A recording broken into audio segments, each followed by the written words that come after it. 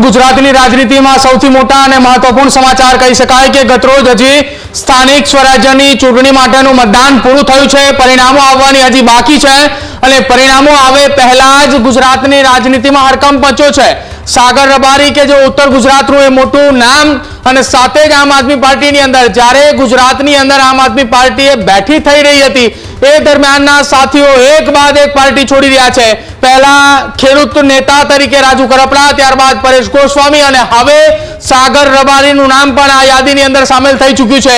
જેમ રાષ્ટ્રીય સ્તરે આમ આદમી પાર્ટી એક બાદ એક તૂટી રહી છે કે જ્યાં 7 જેટલા રાજ્યસભાના સાંસદો એક સાથે ભાજપમાં ભળી ચૂક્યા છે, એવી જ રીતે ગુજરાતની રાજનીતિની અંદર હડકંપ મચી રહ્યો છે। એક બાદ એક નેતાઓએ રાજકીય પક્ષનો એટલે કે આમ આદમી પાર્ટીનો હાથ છોડી રહ્યા છે।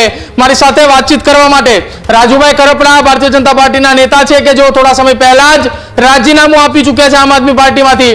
રાજુભાઈ, એક સમય એવો હતો કે ગુજરાતની અંદર ખેડૂતોના પ્રશ્નો ઉઠાવવાની વાત હોય, ખેડૂતોના મુદ્દે લડવાની વાત હોય ત્યારે સાગર રબારી અને તમે એ ખભેથી ખભો મિલાવીને ચાલતા હતા।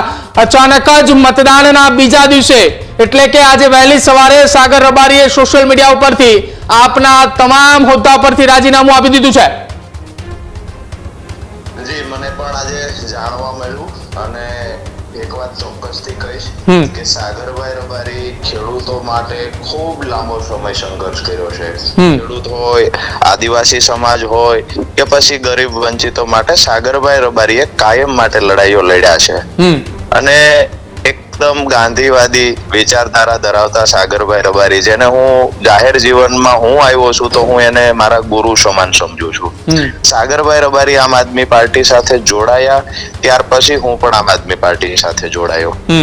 સાગરભાઈ રબારી આજે આમ આદમી પાર્ટીમાં પ્રદેશ મહામંત્રી તરીકેની ફરજ બજાવતા, પરંતુ ઘણા સમયથી મને એવું લાગે છે કે સાગરભાઈ અમુક જે રાજકીય બાબતો હતી કે ક્યાંય ને ક્યાંય અમુક રાજકીય લેવલે પાર્ટી પોતાનો ફાયદો મેળવવા માટેના જે અમુક પ્રોપોગેન્ડા કરતી હોય તો આ તમામ બાબતોથી સાગરભાઈ રબારી હંમેશા અંતર રાખતા। એ વ્યક્તિને ઘણી બધી રાજકીય બાબતો નહોતી પણ ગમતી, પરંતુ આજ હું એવું માનું છું કે સાગરભાઈનો આજે નિર્ણય છે ઘણું બધું વિચાર્યું હશે અને ત્યાર પછી જ નિર્ણય લીધો હશે।